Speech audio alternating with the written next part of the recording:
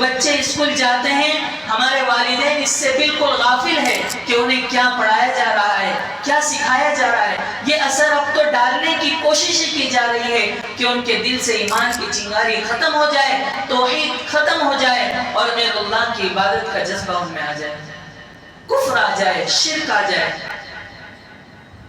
ہم اتنے سنگین ترین آزمائش سے گزر رہے ہیں، لیکن افسوس کی بات یہ ہے کہ ہم آج تک کبھی اپنے بچوں کو لے کر بیٹھے کہ بیٹا آپ کو اسکول میں کیا پڑھایا جاتا ہے، آپ کو پرارتھنا کے نام پر آپ کو کیا گانے کو کہا جاتا ہے، کیا ہم نے پوچھا؟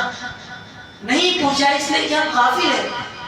ہمیں اپنے ایمان کی پرواہ نہیں تو کیا ہم اپنی نسلوں کی اور اپنے بچوں کی اور اپنے گھر والوں کی ایمان کی فکر کریں گے؟ ہم جس دور سے گزر رہے ہیں اس دور کے تقاضوں کو سمجھیے، عام دور نہیں ہے، عام حالات نہیں ہیں کہ ہم صبح اٹھے، نماز پڑھ لی، ناشتہ کر لیا، اپنے کام پر نکل گئے، رات میں آئے، بچوں کے ساتھ کھا لیا اور سو گئے، یہی ہماری زندگی کا معمول رہا۔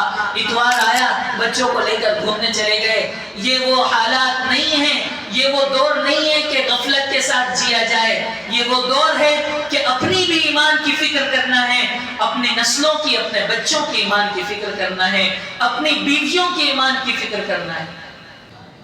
یہ فکر کرنے کی ضرورت ہے۔ آج ہم میں سے یہ فکر ختم ہو چکی ہے۔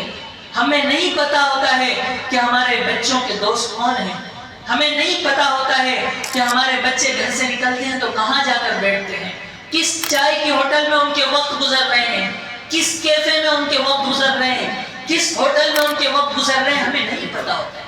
ہم غافل ہیں۔ خدا را اس غفلت کو دور کر لیجئے، ورنہ کل قیامت کے دن ہمیں اللہ کے سامنے جواب دینا مشکل ہو جائے گا۔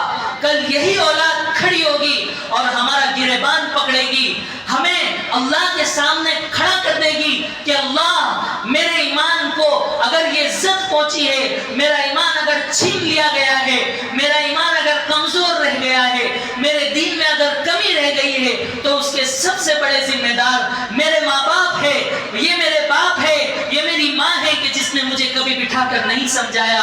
اللہ مجھے بعد میں سزا دیجئے گا، مجھے بعد میں جہنم میں ڈالیے گا، پہلے میرے والدین کو جہنم میں ڈالیے، پہلے ان کو سزا دیجئے، انہوں نے میری فکر نہیں کی۔ جس اولاد کے لیے ہم تڑپتے ہیں، جس اولاد کے ناز نخروں کو برداشت کرتے ہیں اور ہم انہیں غفلت میں چھوڑ دیتے ہیں، یہی اولاد کل قیامت کے دن ہمارے لیے سزا کا اور جہنم میں داخلے کا ذریعہ بنے گی۔ اللہ تعالی ہم تمام کی حفاظت فرمائے، ہم تمام کی نسلوں کی حفاظت فرمائے۔